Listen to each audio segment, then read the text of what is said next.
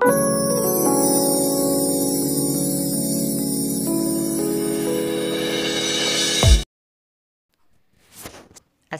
আলাইকুম ভিউয়ার্স, আপনারা সবাই কেমন আছেন? আশা করি যে যেখান থেকে আমার ভিডিওটা দেখছেন সবাই ভালো আছেন। তো আজকে আপনাদের মাঝে নিয়ে আসলাম গরম গরম ভাপা পিঠা। তো এই শীতে গরম গরম ভাপা পিঠা খাবো না তা তো হয় না। তো আজকে গরম গরম ভাপা পিঠা আপনাদের মাঝে শেয়ার করতে যাচ্ছি। তো ভিডিওটা শুরু থেকে শেষ পর্যন্ত দেখবেন। তো এখানে নিয়েছি নারকেল কুড়া, গুড়, তারপর হচ্ছে চালের গুঁড়ো। তো আমি প্রথমে এই যে দেখতে পাচ্ছেন চালের গুঁড়াটাকে এখানে হচ্ছে আমি দিয়ে দিলাম লবণ প্রথমে।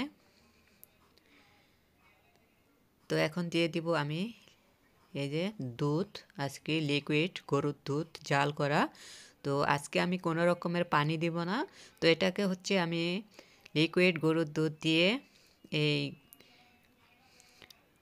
চালের গুঁড়োর সাথে মিক্স করে নিব পানির পরিবর্তে। তো পানির পরিবর্তে যদি আপনারা এই দুধটা দিয়ে দেন তাহলে কিন্তু খেতে অসম্ভব মজার হয় এই পিঠাটা। অনেক মজার হয়, কারণ এমনিতে যে ভাপা পিঠাটা আপনারা বানান বা খেয়ে দেখেন, তো এর চেয়ে এই দুধ দিয়ে তারপর বানিয়ে দেখবেন অনেক মজার হয়। তো এভাবে করে চালের গুঁড়াটা খুব সুন্দর করে হাত দিয়ে মাখিয়ে নিতে হবে প্রথমে। তো এখন হচ্ছে আমি দেখতে পাচ্ছেন আমি কিভাবে করে মিক্স করে নিচ্ছি। তো দেখা যায় কি মিক্স করতে করতে এটা কিন্তু আরেকটু শুকনো শুকনো হয়ে যায়।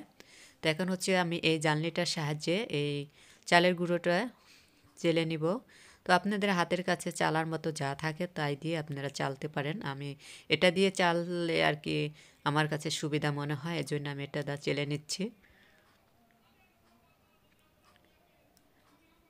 তো দেখুন এই যে চেলে নিয়েছি আমি। তো এখন হচ্ছে আমার ভাপা পিঠাটা বানানোর পালা।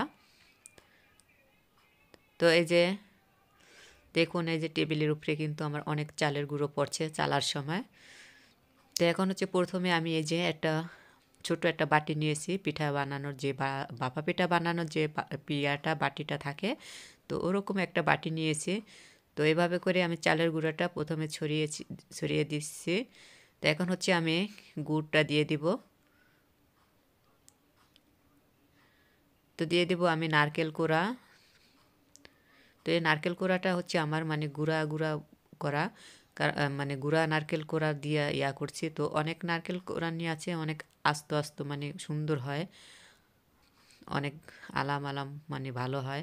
তো এটা গুঁড়া গুঁড়া, তো এর জন্য দেখা যাচ্ছে না, বোঝা যায় চালের গুঁড়ার মতোই। তো এই যে আমি আবার আরেক লেয়ারে গুড়টা দিয়ে দিয়েছি, আবার দিয়ে দিয়েছি নারকেলের নারকেল কোড়া, আবার দিয়ে দিলাম চালের গুঁড়ো। তো এভাবে করে স্টেপ বাই স্টেপ যদি আপনারা এই ভাপা পিঠাটা বানান তো খেতে অসম্ভব মজার হবে। দেখুন এই যে একটা বানিয়ে নিয়েছি। এখন এরকম একটা পাতলা ন্যাকড়া নিতে হবে, বা নেটের যে কোনো নেটের একটা নিতে পারেন আপনারা। তো এখানে আগে থেকে আমি পানিটা গরম করে নিয়েছিলাম। তো এখন এই প্রথম পিঠাটা দিয়ে দিচ্ছি এখানে।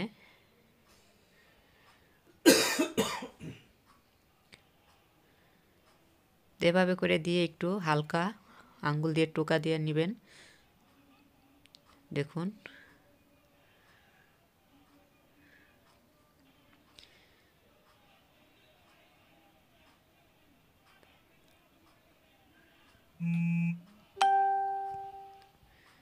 তো এখন হচ্ছে একটা ঢাকনা দিয়ে ঢেকে রেখেছি।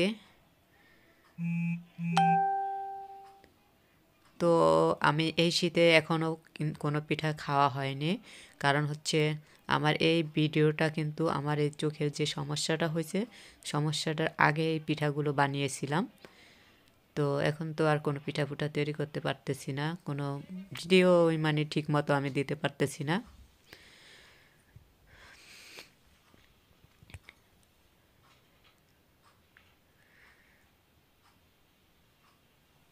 তো এই যে আমি আরেকটা পিঠা রেডি করে নিচ্ছি।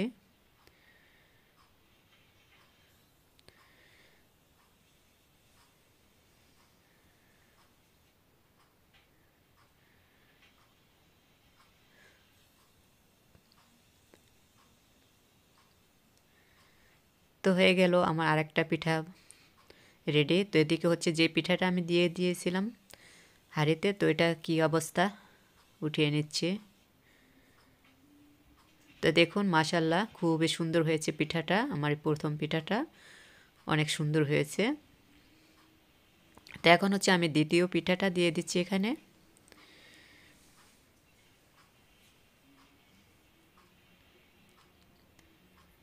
তো পিঠাটা তৈরি করার লোগা যে প্রধান চেলে নিতে হবে। তো চালাটা হচ্ছে কেউ একটু গুঁড়া গুঁড়া একদম মিহি করে খেতে পছন্দ করেন, কেউ একটু মোটা মোটা দানা দানা পছন্দ করেন। তো যে যেরকম পছন্দ করেন ওইভাবে জানলে চয়েস করে আপনারা চেলে নিতে পারেন।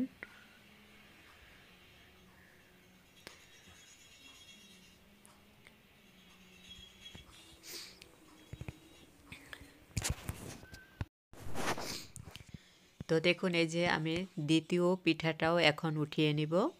তো দেখি আমার দ্বিতীয় পিঠাটা কেমন হয়।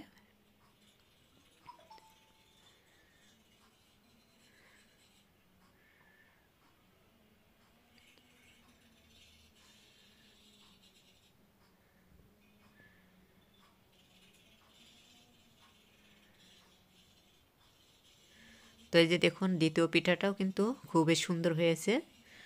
তো আমি এভাবে করেই সব সময় এই ভাপা পিঠাটা বানিয়ে নিই নিজের হাতে, খেতেও অসম্ভব মজার হয়। তো নিজের হাতে তৈরি করা যে কোনো জিনিসই খেতে অসম্ভব মজার হয়। তো আমরা সাধারণত দোকানের যে পিঠাটা খেয়ে থাকি তা তো ওরকম নারকেল দেওয়া হয় না, ওরকম বেশি একটা গুঁড়ো দেওয়া হয় না বা যত্ন সহকারে বানানো হয় না। তো এভাবে করে আপনারা পিঠাটা তৈরি করে নেবেন। আজকের মতো এখানে বিদায় নিচ্ছি। আল্লাহ হাফেজ।